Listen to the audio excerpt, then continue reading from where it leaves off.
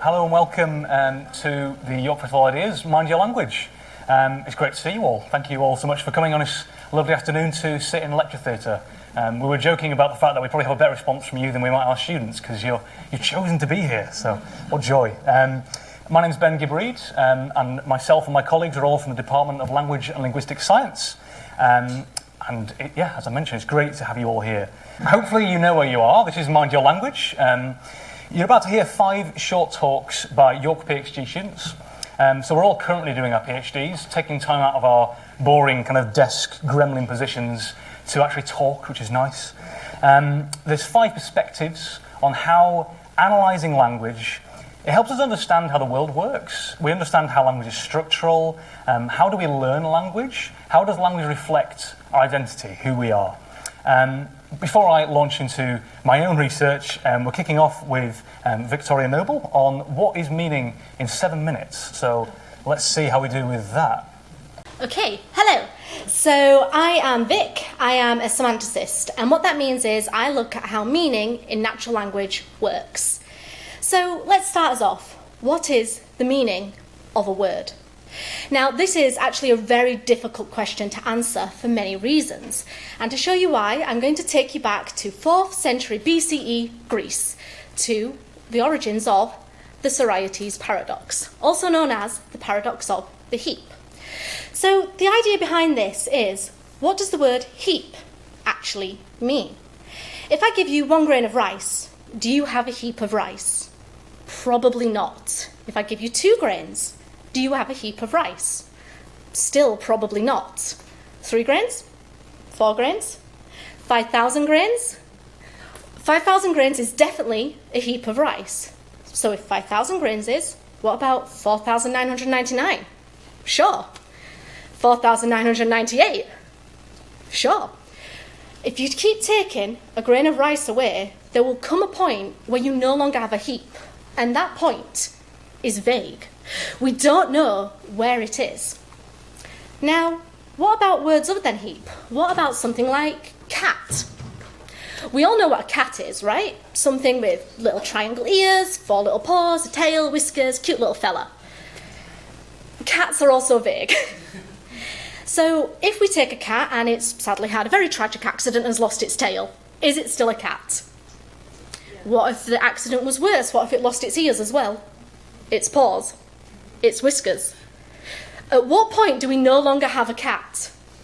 That is a very grim example, but it's also proof of why a noun like cat is vague. But it also shows that if you don't need a tail to be a cat, and you don't need the whiskers, and you don't need the ears to be a cat, what do you actually need to be a cat? It's really unclear. And you may be thinking, okay, this is a great philosophical question. Why does this matter? It matters in legal cases. What's the difference between a biscuit and a cake? For McVitie's, this was very, very important, and this led to, I don't want to say tax evasion, but cheaper taxes, something like that. So the meanings of words are vague. We often do not actually know what words mean when we really look down deep into them. But what about something smaller than a word? What about the plural s? What does this mean? So you might be sitting there thinking, it means something along the lines of 2 or more. So if I say I have cats at home, this means I have 2 or more cats at home. Makes sense. The problem with this is that in more contexts than not, this plural s does not actually mean 2 or more. If I say I don't have cats at home, I'm not saying I don't have 2 or more cats at home. I'm saying I don't have any number of cats. The number's irrelevant. If I say, are there cats in the garden? I'm not asking, are there 2 or more cats in the garden? I'm asking, is there any number of cats in the garden? And this is really robust in English, where we find so many situations where the plural s does not mean 2 or more. So, what is the meaning of the plural? We don't actually know, but what we do know is that its meaning changes in contexts. So what we've found out is that we don't know what words mean because they're vague. We don't know what the plural means because its meaning changes in contexts. But, okay, maybe we do know some things about how meaning and structure works. We might not know the meaning of a plural, but we know it's always attached to this little suffix, plural x, right? Wrong. In some languages, like Welsh, they have a singular plural contrast, just like English. So cath means cat, cathod means cats in the plural. So the plural meaning, whatever that is attached to the little ending. But there's a small set of nouns in Welsh where the opposite pattern is seen, where the singular is attached to the long form. So moch means pigs, and mochyn means one pig. So in Welsh, for some nouns, whatever the plural means, we can't even attach it to a structure. Where does that plural meaning come from? It's really hard to tell. And it's not just Welsh that does this. English does this. Furniture, that's a plural noun. The singular is piece of furniture. So why do some nouns have plural built into them and others don't? Now, this sort of thing, it happens to nouns in English that refer to groups like furniture, kitchenware. For Welsh, it's natural groups for things that refer to insects, seeds, small animals, things like that. And the whole idea that is there's some sort of cognitive reason why plural nouns that don't take a suffix, the ones that are inherently plural, are plural because, well, they come in groups, they're cognitively plural. And that's the basic idea behind countability. But with all this said, what have we actually learnt today? Well, language is difficult, and it looks messy, but it's not. Language has lots of rules that we do not know how they work. We need to somehow, when we learn a language, learn the meanings of words, but we don't know what words mean. We need to learn the meaning of suffixes, which change in loads of different contexts. And all of these rules, we all know how to use them, but at the same time, we don't know how to use them as soon as we try and describe it. Thank you for listening to me, and I hope you've enjoyed this. I'm going to now pass you to my lovely colleague, Rosario. So, hello. I'm Rosario, and I look at institutions. And we'll get to institutions in a minute. And I look at the language that is used to construct these institutions, because then we can learn about how they work. So what do I mean by an institution? In my field, we use institutions to refer to any organisation that is private or public, which has an organisation level goal or services that they provide. Institutions can include things like courts, schools, dentists, shops. Think broad in this instance. And I look at the way that people interact with each other within these institutions, because institutional interactions are different from everyday interactions, because they are task related and they involve at least one participant who represents a formal organisation of some kind. And the key idea that I want you to walk away understanding today is that institutions are not created by the physical spaces that they're in. They're not in the pictures here, but rather they are in what we say, what we do in them that creates them, that enforces them and reinforces them. And some of the things that I look at when I look at kind of institutional talk, what makes it special, are things like lexical choice. These are the words that we use within institutions that we wouldn't necessarily use elsewhere. Also, at the turn design.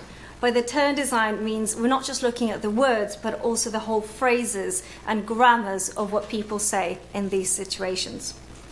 I look at sequence organisation, so what happens in each step. So for example, you go to a doctor's, first you present your symptoms, and then you get a diagnosis. It would be very strange to have it happen the other way around. I also look at the asymmetry that happens, because when you have someone who's an expert in a field, right, someone who does the same job every single day, and you have someone else who comes along and they don't know anything about the institution, right, there's this asymmetry of knowledge and sometimes of power as well that happens.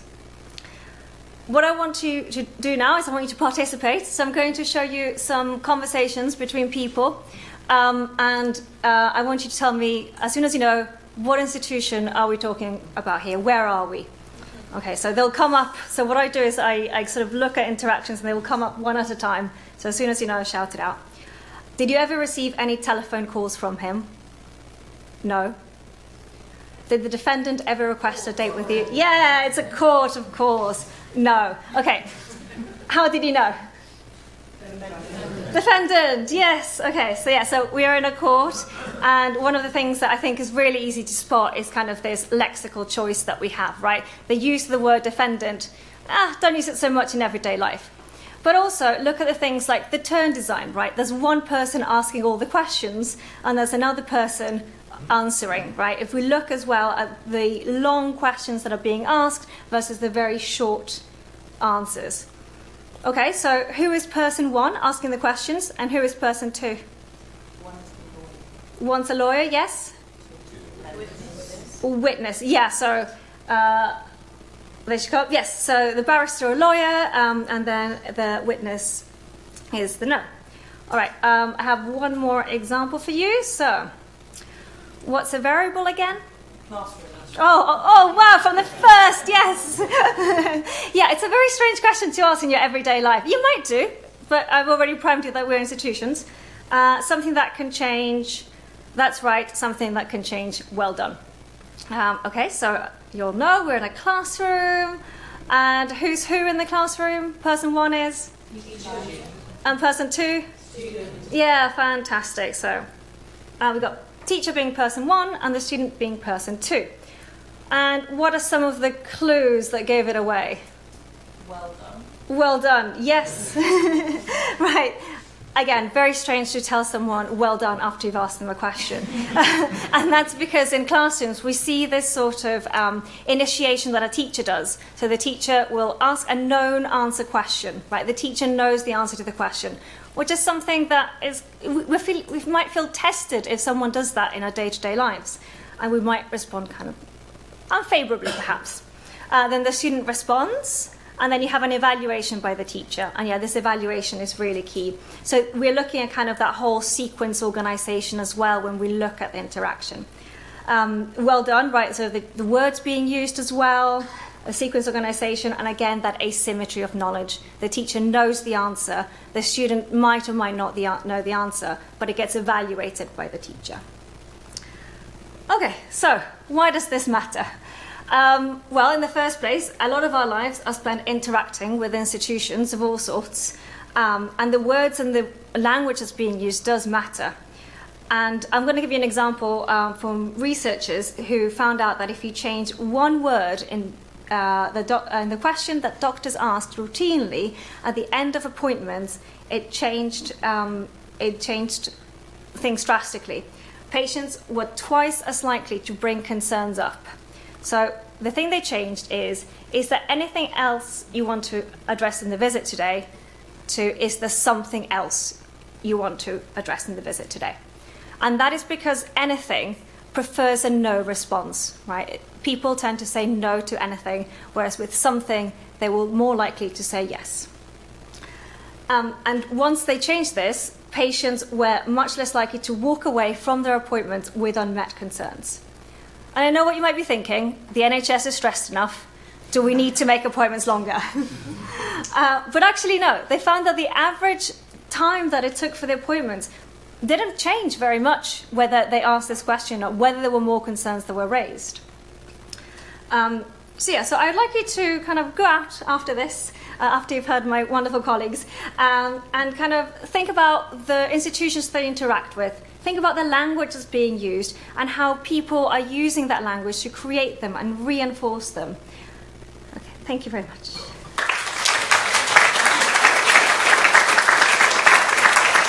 And now I'll pass over to Ben. Amazing. Well done, Rosario, if I can say. This is the problem with doing linguistics talks, you're so aware of your language. I am presenting a little bit of my work on the words just and the word yeah. So I'm interested in asking the question, can people pronounce yeah and just, can the way they pronounce this be used as individual features?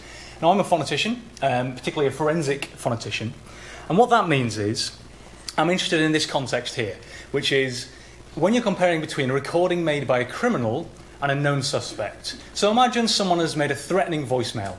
You've got someone who's made a phone call and they're threatening somebody, and the police separately bring in someone and they interview this suspect. Now, an expert like myself might be given these 2 recordings and be asked, analyse the voices, decide how likely it is that these were made by 2 people or by 1 individual. Now, this is quite a difficult task, as you can imagine, and it's not like DNA. We often use the word fingerprint, but it's much more complicated than that. The way we do this is by using features. Your DNA might be thought of 1 feature made up of many numbers, but your voice is a myriad of things. These features must be variable, different from another person, and consistent. To illustrate this, I'm using a visual example. Imagine we have someone on the left. They've been given this is a picture taken at the time of a CCTV footage from a bank robbery, let's say. They've got a brown moustache, a scar on their left cheek, a butterfly tattoo and a grey top. And then the suspect, let's imagine this is them at court. They're in glasses, scar on the left cheek, blue hat, no moustache, purple shirt. Now, at first glance, these are very, very different people. But if we consider what is consistent about these 2 pictures, some of these things are very changeable. Changing your clothes is something we do all the time, hopefully.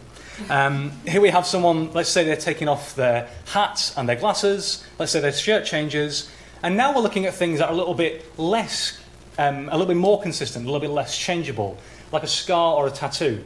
Now, these things are hard to change, and they're quite identifiable. And that's what we're looking for as features of the voice. We're looking for things that are less like hats, less changeable, and more stable. Think of it in this way. If you wake up in the morning, your morning voice, particularly if you're a bloke, might be quite deep, right, morning. As the day progresses, your voice gets higher, a little bit more animated. So pitch, in some ways, it can be a bit like a hat, quite a changeable feature. So I'm trying to look at these frequent things and see how useful, how consistent are they. Now, the reason I'm looking at these discourse features, yeah and just, is that they're really frequent. 7th and 26th most used words, based on a number of studies. And yeah, particularly is relevant for police interviews, where people might just be saying, as Rosario said, institutional context, yes and no. We also know that in previous research, the way that people say and is really good. Some people just say all the time, whereas some people will use a different vowel, and they'll go or, and that's quite consistent. Maybe listen for it next time you're listening to someone going on and on and on and hesitating a lot. It's a good way to pass the time. Now, when I looked at the word just, I looked at 100 male speakers of Cambridge English, actually, Southern British English, and there's a wide range of how they pronounce the vowels. Sometimes just rhymed with the vowel like in kits or this. It would sound something like this. Just. Or Just. Sometimes just rhymed a bit more with the way people were saying very variably, kind of quite central, like maybe like Just. And sometimes it rhymed with the way they'd say the word strut. Just. So what I've played you here is 4 different examples, and these are actually 4 different speakers. So there's a wide variety, but the things I'm measuring here and plotting out are just resonant frequencies which map essentially the shape of your mouth when you're producing the vowel. So these speakers for just the vowel in just were quite separable. However, when looking at before I jump onto yeah, this was borne out in the stats. So I did some likelihood ratios, complicated stats, but it's the same thing they use in DNA analysis. And we see, based on this analysis, and just, represented by the square and the circle, are similar in their performance. Lower is better, whereas strut is far worse. So just is performing actually comparable to a good feature in forensics. What about yeah? Well, again, looking at this kind of measures of the vowel, the kind of mouth shape, we have a wide range. Sometimes yeah would sound like this. Yeah. Or Yeah. or Yeah. or Yeah. and sometimes it's more open. Yeah. Yeah. So sometimes it's got a lot of movement, like a yeah. Sometimes it's more flat. Yeah. And you can see here it's overlapping lots. Sometimes it rhymes with fleece, sometimes with kit, sometimes it rhymes with nurse or square. All sorts of things are happening. And that actually was one speaker you heard doing all those yeahs. So what I found was that speakers were not consistent in the way they're pronouncing yeah. And that was borne out in the stats. And yeah are much further away from one another, showing that it's a poor feature. So overall, can we use these words in forensic speaker comparison? Well, it's pretty complicated. Just is promising, but yeah is less useful. To understand why this might be, I've looked into the way that people use these words. When yeah, this is a separate study but related, when yeah is used to show that you're listening, there's less movement. It's more like that flat sound. So in the example here, so that's me. Someone might respond, yeah, really flat. And that's showing that they're listening. They're not taking the turn. We might call it feedback or back channeling. However, when yeah is responding to a question, it would sound like this. Yeah. Loads of movement. Yeah, kind of calling you to attention almost. The theory is that people are using yeah to indicate the functions quite hugely with the way they're pronouncing it. However, with the word just, there are slight effects on the way it's pronounced, and there are different ways it's used, but there's huge amounts of overlap. So whether just is used to intensify or minimise, I just don't know him, they're just sitting around, or to point, or restrict, he just started there, that's just down the road, the vowel's pretty consistent. So ultimately what this means is that yeah changes based on use. Yeah is like a hat. It's less useful for forensics because sometimes people use yeah to respond. They're saying yes or no. Sometimes people use yeah to generally show they're listening, but they're not responding to a question. Sometimes they use yeah to tail off and do all kinds of crazy things, like, I'm done speaking now anyway, yeah. All kinds of things. Whereas just, like the tattoo, is a unique thing to people. They do it in a consistent way, it's changing much less. Can we use these words? Classic academic answer, yes we can, but things to consider. Thank you very much.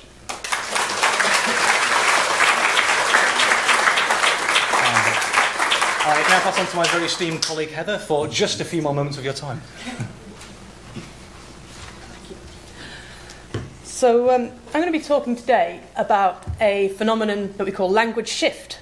Language shift is basically when speakers in a community, or in this case a city, move from using one language to another.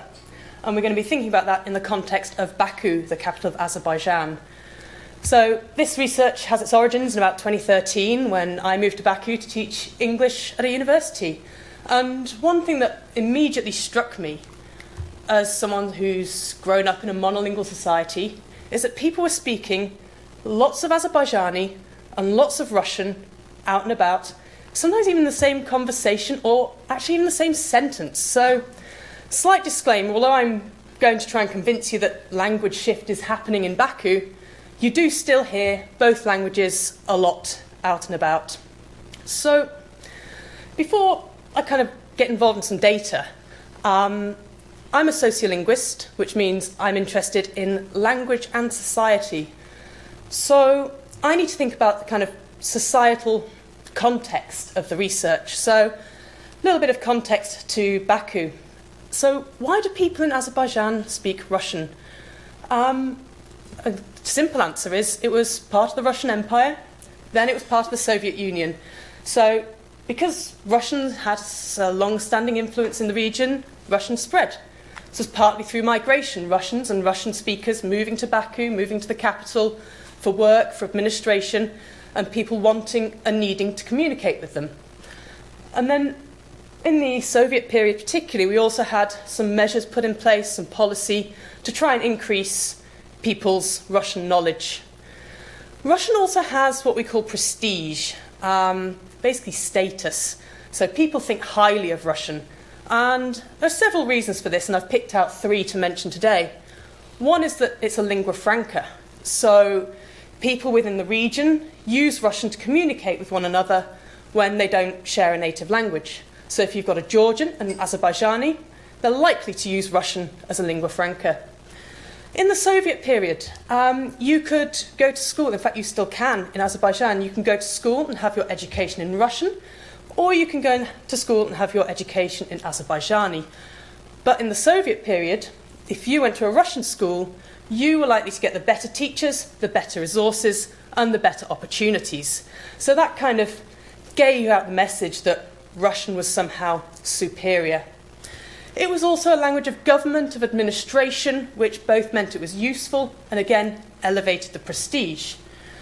Now today, it's still got a presence in Baku, and it's still got status, at least to some extent. It's still got that prestige, it's still a lingua franca, perhaps to some extent being replaced by English. Still a language of schooling, as I mentioned, but it's also a native language for some Azerbaijanis, particularly in the capital. Some are raised bilingually with Azerbaijani, but it's important to know that there are Azerbaijanis who speak Russian as their first language.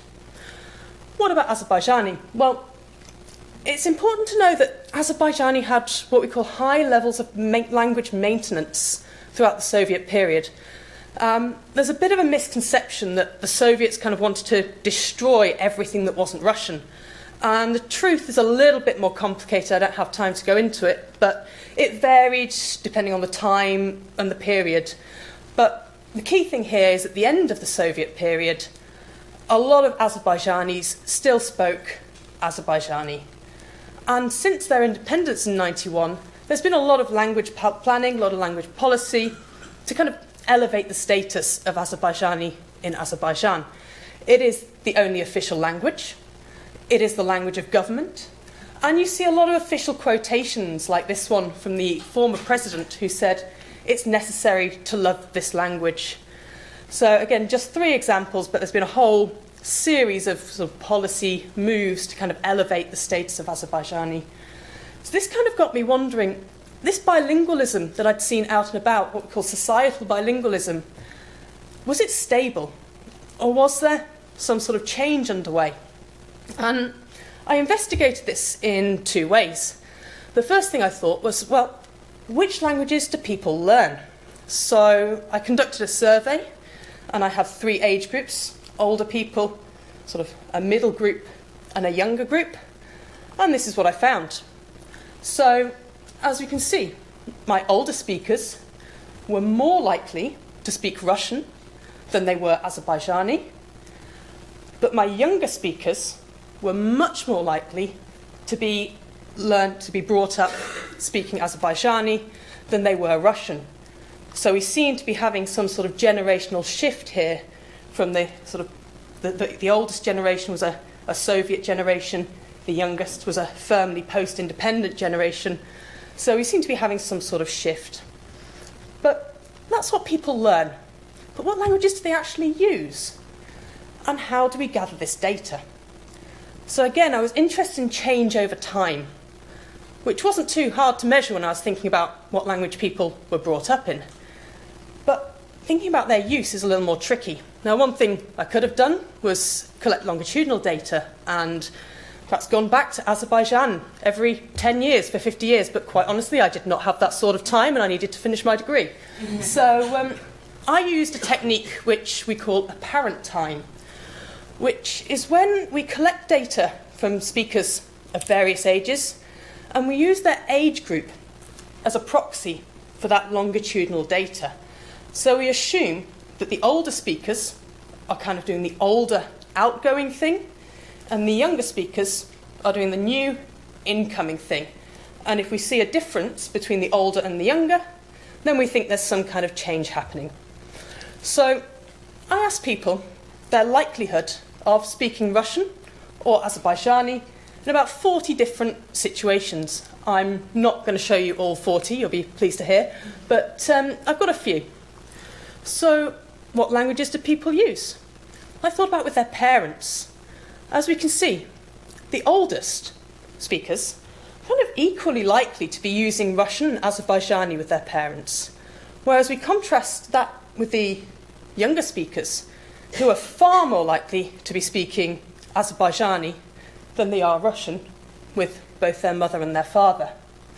So that is kind of indicative of a change in progress. And a couple more situations for you. I sort of thought of these things as a window on the world, looking at websites, looking at classic literature, looking at online news. And again, completely different situation to talking to your parents.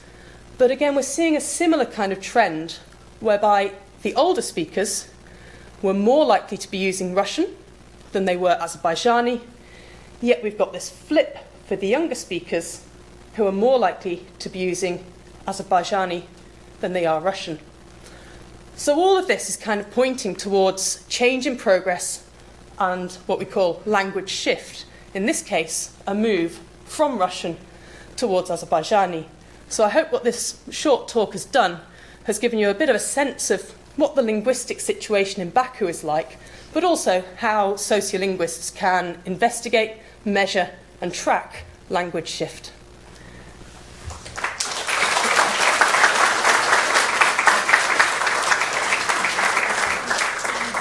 And now I will be handing over to Jamie.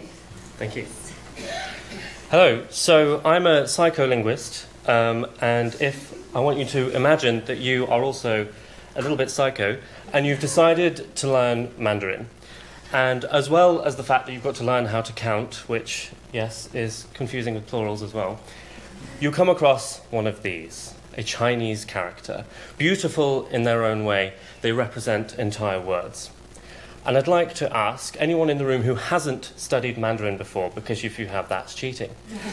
How do you think you would pronounce this word? Good. Silence is exactly the answer I wanted. Because there is nothing about this character that tells you how to pronounce it. Whether you're learning this language as your native language or a second, third, fourth language, there is nothing about that which tells you how to pronounce it.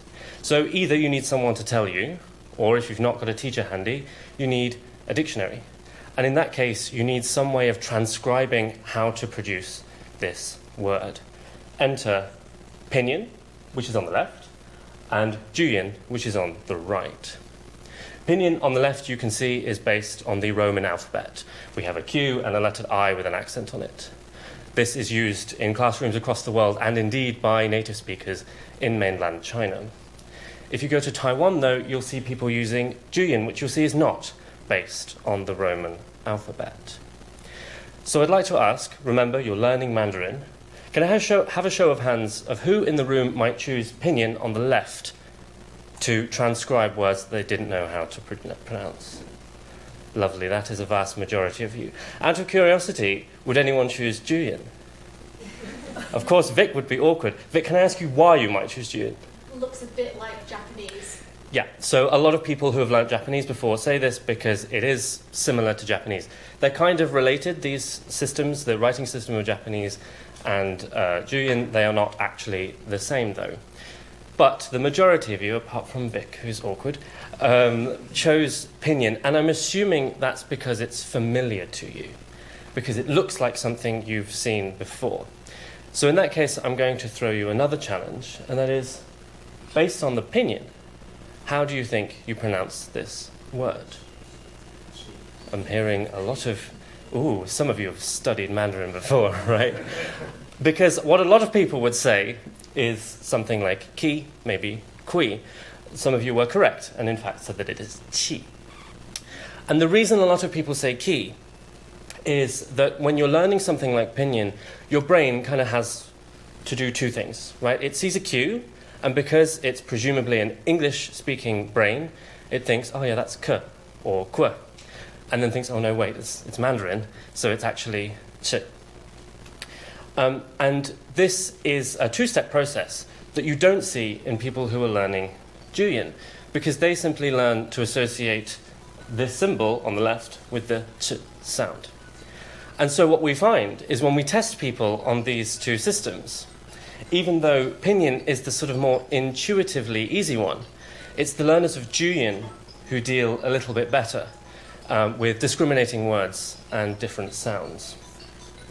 And so what we see is the thing that causes some issues is actually that which is familiar to us. So juyin might look scary. It might look like something you've never seen before. But actually, in the long run, it can be better for you. It takes a little bit more learning, but it can be better for you. I'll give you another example. Imagine I'm teaching you another language, and I teach you that it contains the sound ngo. You might think, ugh, that's a very weird, very non-English sound, and it might take you a while to learn how to produce it. It did for me. I've been practicing a lot. But the thing is, it stands out. It's nothing that you've seen before or heard. And so that is actually going to be relatively easy for you. In your Mandarin journey, I'm going to teach you that we have the sounds ch and sh and sh and zh and c. And you might think, oh, that's an awful lot of sounds. And indeed it is. It sort of sounds a bit like a ch, maybe like an sh. And that's the thing that's going to actually be more difficult than learning that ngo sound, which, by the way, doesn't exist in Mandarin. It's okay. And so, again, things that are familiar to us, often in language learning, are the things that cause the problems. And it's the difficult things, or the very different things, which stand out and actually help us to remember them. So when you're learning a language, whether it be Welsh, Azerbaijani, Russian, Mandarin, whatever, I encourage you to be wary of those things that make them similar to your native language. And think about the things that make them a little bit more difficult, a little bit more different. There's a concept in educational psychology called desirable difficulties. This was coined in the 1990s as a term to talk about processes which require a little bit more effort, but in the long run, they help us. And I think Julian is a perfect example of that. Yes, it's a little bit harder to learn, but in the long run, as we see with studies, people that learn Julian are better at discriminating sounds. So when you're learning those languages and you see something difficult, embrace it, because that difficulty might just be desirable. Thank you.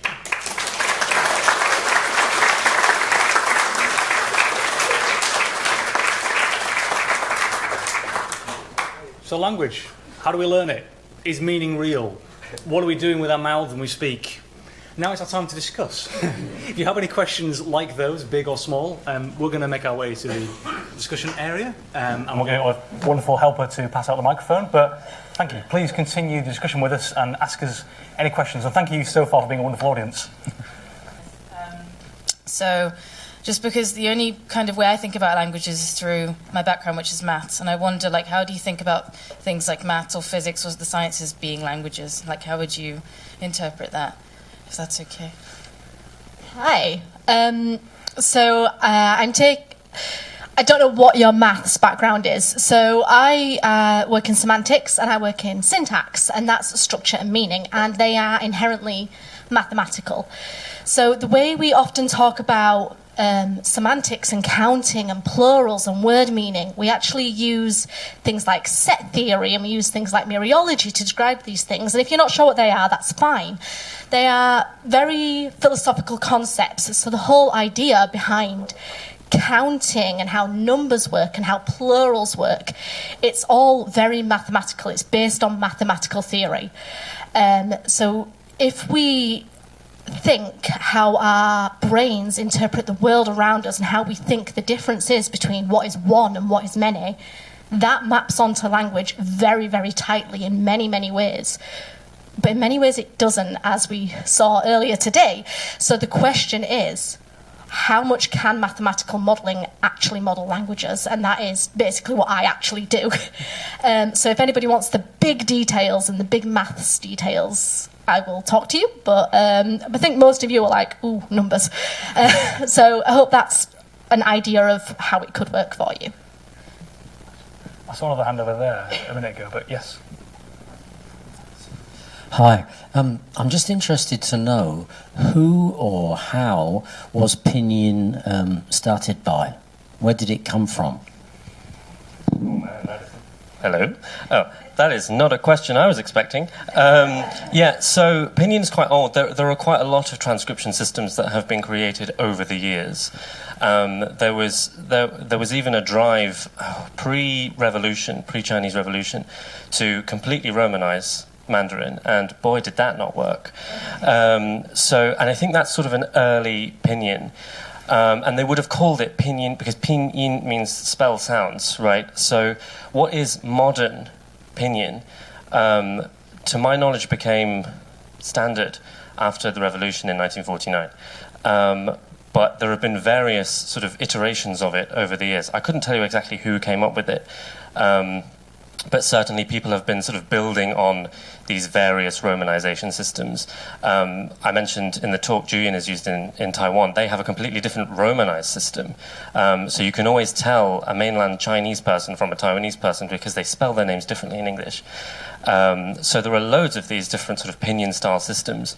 Yes, and I think modern Pinyin as we know it now was standardized after the revolution. So you're talking about 1949 time.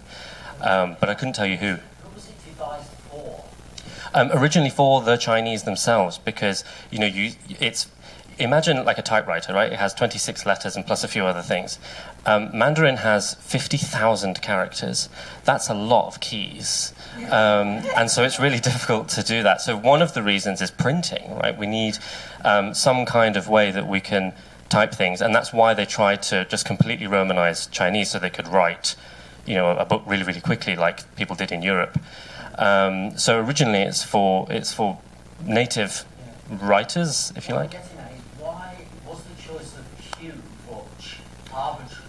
Because the odyssey is no help to an English speaker. I wouldn't say necessarily arbitrary. It ends up being one of those characters which in English is kind of pointless. Like, why do we really need a Q in English? But as you said earlier on, an English person, when you write the letter Q, immediately wants to say K. or something like that. But we have the letter K for that. So that's what Pinyin does. It says, okay, if we have a K sound, we're just going to use the letter K. Bearing in mind, English also uses the letter C for the same sound. English, spelling, stupid. Right? It's wonderful and we love it, but it is also a bit weird. Right? So my assumption is that what they did when they were creating it, we said, okay, we've got a K sound, we'll represent that with K. And then we have this other letter, Q, which doesn't represent a different sound in English, but we do have this other ch sound in Chinese that we don't have a letter combination for. Bearing in mind, Pinyin does also have CH, which represents ch as opposed to ch. Sorry. So it's sort of one of those redundant letters that you can use to represent sounds which English doesn't have. Also, bear in mind that Roman alphabet was developed for Latin, not English, which is why it kind of doesn't work. So Pinyin's a bit more systematic, actually. Yeah.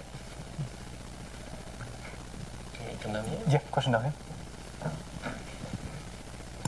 Thank you. I really enjoyed all the talks. It was really lovely to hear everything. I was reading the other day about, obviously, astronauts that go to the International Space Station have to learn Russian if they're usually American, or English if they're Russian. And while there, they've kind of developed their own language where they have their own slang, and it is not good Russian and it's not good English by what we mean by those things. And I don't know if that's an example of an institutional language, but obviously it's a language shift. I just wondered if you had any commentary on that. I just thought it was quite interesting. I'm wondering if it's some sort of pidgin or Creole. Yeah. So in some, gosh, this is testing me now. So in some sort of situations where you get speakers of language A and speakers of language B, you kind of end up getting a new language forming that takes elements of both. And I wonder if that's possibly what's going on. I mean, I haven't heard this, I'm now fascinated, and this is my evening. Or I wonder if it could be an example of perhaps borrowing. So I'm going to go back to what I know now. So in Azerbaijani, for example, you've got a lot of words that they'll take an Azerbaijani sentence, but they'll pretty much always use the Russian. So you might find an Azerbaijani who actually doesn't speak Russian, but uses the word probka, meaning traffic jam. So I don't know, I'm just kind of having a bit of a guess. So perhaps some sort of borrowing, perhaps some sort of pidgin. Borrowing's more a case of where you kind of... Exactly. What's quite interesting about it is that they're using vocabulary, or grammatical structures that are more traditionally English or perhaps Russian, but in their mother tongue. So it's a kind of quite a genuine combination of the languages, which is quite cool. And then I suppose a broader question of what is a language? We struggle to differentiate between, British English, but Indian English is also a form of English. When is it no longer English? Oh yeah. I mean, just as I'll pass on in a second, but you've touched on another thing that absolutely fascinates me is what is a language? Well, when Azerbaijan became independent, they actually had a huge debate, and it's very political, about what to call a language. It's very, very similar to Turkish. If an Azerbaijani goes to Turkey, they can understand each other. And there were a huge group of people who are very, very pro-Turkey and wanted to just call the language Turkish. There was a group of people who are kind of, we're quite keen on a relationship with Turkey, let's call it Azerbaijani Turkish. And then there was another group of people who obviously won the debate who said, no, it's our own country, we're going to call it Azerbaijani. So, absolutely, what is a language? Who knows? I just want to add a slightly different angle to this, in that it's not just different languages that this happens with, right? So if you go to the Antarctic, which I'm sure you've all done, there are groups of researchers, right, and it's often, the Brits and the Americans together. And they've done linguistic studies on these people that spend months and months and months together. And what they find is they each influence each other's English. Sometimes it's just purely measurable by people like Ben. Who look at the tiny vowel differences. It's not just like, the Brits start saying trash and the Americans start saying rubbish. It's like the tiny sounds change, so the influence of one dialect on another is insane. So you mentioned, British English, Indian English, American English, British English. People in contact always influence each other, whether that be because they're using Russian words in their Azerbaijani or they're using British English vowels in their American English. It's a language and people are complicated, man. It's a great line. It's the end of my piece. I've got a question up here, I can see. So I'm making you run around. Yeah, really interesting language. It fascinates me, and it fascinates my mother as well, because I travel around the world with Russian and Azerbaijan, being Turkish and that, anyway. But my thing is about the South, Essex and Yorkshire. Essex word for bar is bath. I have to say it slowly. In Yorkshire, say bath. It's different. There's other words like northern use, umbrella, and I can sometimes say it in Essex, but Essex A's in it. I can say the London in it. And Essex A's. I can't say the Yorkshire A at all. It's very. English is very regional. Southwest is different from southeast. Did anyone notice earlier when Ben said the word strut, and it took him every fibre of his being not to say strut? I tell you what, that's right. Those southern vowels. That's right. It's one of the great things about doing linguistics, and the danger we can have being an English-focused university, being in the UK, is that we think it's only English. Every language has this kind of variation. It's just that some languages are less researched than others. And I do encourage anyone who's interested in linguistics, if you speak a language you don't know the linguistic variation of, look into it. Because believe you me, if you talk to anyone from a region, say you're in Bangalore in India, and you say, how do you know someone's from around here? They'll say, oh yeah, well they say this. And it's exactly the same. It's just, it's everywhere you go. And it's like Jamie said, there's a simultaneous thing of when you meet someone and you speak differently, you want to move together to kind of, be understood by one another, the International Space Station example. But sometimes as well, when you are a community, you want to kind of stay together. And that's sometimes where we get these things, Actually, Yorkshire, you would say in it sometimes, but int. Int's it grand. It's not, isn't it, No, so it makes a kind of community thing. It's what we call less of a lingua franca, lending Heather's kind of talk, but actually more of a dialect franca, if you like, of prestige within your own dialect. So if I go home and I say, oh, father, could I have a cup of tea? He'd look at me like, what the bloody hell are you on about? But I have to use my dialect to appeal to those who speak my dialect, and it's fascinating. Yeah. So I actually had a question when you were talking about the Antarctica with the British and American.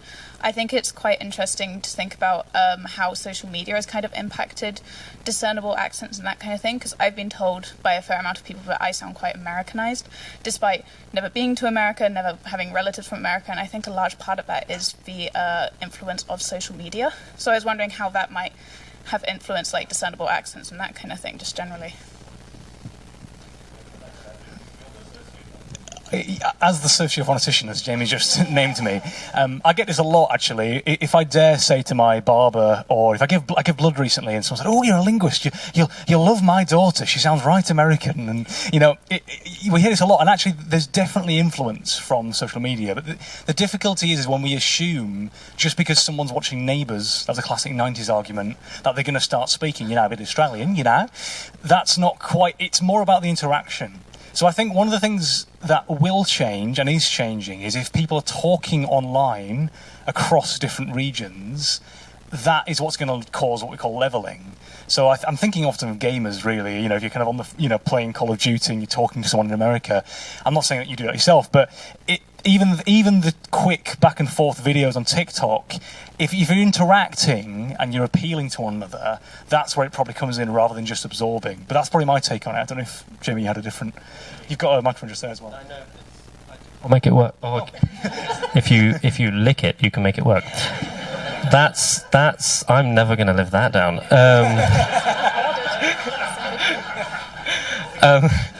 The other thing I would say is, so there's quite a lot of resistance to that, right? And like, oh, the Americanization of English, we've all been there, right? It's, but the other thing I would say is that, what did I say earlier? Language is complicated, man. It's so intertwined with, everything we do all the time. So, people who will sort of show resistance to this, you say, yeah, but at the same time, I have my own way of speaking that it is me. And so you're not just going to turn American overnight, or whatever it may be, wherever the influence is coming from. That the language changes, man. I feel like I should just write my entire thesis just ending every sentence with man. Yeah, there's so much that goes into the perception of a foreign, or not just a foreign accent, but a different accent, whether that be the words you use, the way you pronounce them, the mistakes you do or don't make. And so I feel like, you sound really American, is such a simplification of what is actually a really complex system, because brains are complicated, man. So how do you go about deciphering a language that has no written record? You don't. That you just cannot. You need speakers of it, right? There are people there's 10 speakers left, and people are manically now trying to document them, because without a written record or a spoken record, you can't. And it's obviously sad, but there's no way to do it. For languages, so I'm not an expert on cuneiform at all, but take, for example, like Egyptian hieroglyphs. The only way we know anything about that, and know I use it in a very sort of loose sense, is the Rosetta Stone, right? So some French people just were like, oh, look at this massive stone. And it's got hieroglyphs on it, it's got Greek on it, and it's got something else on it, Sanskrit. I will go with, sure. But the point was they were accompanied by 2 languages that we already knew. And so they were able to make the comparisons between them and say, oh, well, in the Greek we keep seeing this person's name, we see it 20 times, and look, in the hieroglyphs we see this 20 times. I should point out I'm not an etymologist at all. None of any of us. But my understanding of it is that if you want to be able to decipher any written language, and you want to know the sounds of it, you need something to compare it to. If we don't, and there are plenty of written languages that we have written, that we don't have any idea how to pronounce. And even the Egyptian hieroglyphs, no one really knows. They're mostly not guessing, but they're making educated guesses. I don't know whether anyone else has anything on that. I just watch a lot of documentaries. I think one thing, again, this is not my area at all, but another thing that people have done is look at the languages that we still have today and think about what sound changes over time are common, and kind of work backwards from what we know we have today, and sort of reconstruct languages that are now lost. But it's quite a lot of guesswork. Microphone. Yeah, if you look at Proto-Indo-European, right, which is this sort of idea of what we think might be the ancestor to an awful lot of Indo-European languages, they've got lots of 3s and 2s and 1s, and that's because they have this sound which they know based on this sort of tree of languages going back through time. They're like, this is probably that kind of H sound, but we don't know which one it is, so it's probably number 2, and that's kind of another slightly H sound, and that's number 3. So yeah, it's educated guesswork, but it's lots of guesswork. Any other questions, particularly for Rosario and for Vic? I've not had enough from them, but if there are any. Oh, there's a hand right there. Hi, thank you. Yeah, my question was about the institutions and how do we kind of change? Can we change institutions by changing the language that we use within them? I just wondered if you had any reflections on that. Yeah, absolutely. I mean, my whole argument is that institutions are created very much through language. So I don't know what institutions are kind of thinking about, but what I do at this point is I go in and I just look at what the language that's being used actually is, and then we can look to see how we can change it for the better. So, for example, I look at students asking for help in classrooms. That's kind of what research does. And kind of the next steps will be to see, okay, how can we improve that the way that the teachers notice the ways that students, ask for help, So kind of creating some training materials and that sort of thing. Yeah, I mean, there's also the example from the doctor's appointments, things like that. There's a lot of research within my field, within the medical institution, because that is something that really matters to people, and it can be kind of very consequential for them. So yeah, it does. I think we can. I think is the answer. Lots of hands. I thought one hand just here first, I think. I was just going to ask, linked to that, can you destroy an institution? By forcing language check, is there much research that we know? No, because I look at such small scale. I look at kind of interaction with individuals. My guess is potentially I can think of kind of anecdotal, almost like the things that people have said that have brought down organisations and things like that through their words and their actions. So I don't see why not. You have no authority here, Jackie Weaver. Maybe, I don't know. I saw a few hands down here, but it's not definitely here. I had a really sort of straightforward one. Why did you pick Azerbaijani? It is quite random, and I mean the honest answer is, as I was out there, I just became absolutely fascinated by this linguistic situation where, you know, you had people speaking Russian, people speaking Azerbaijani. You've also got a whole load of really small ethnic minority groups out there, which, you know, I just don't have the time or the words in my thesis to touch.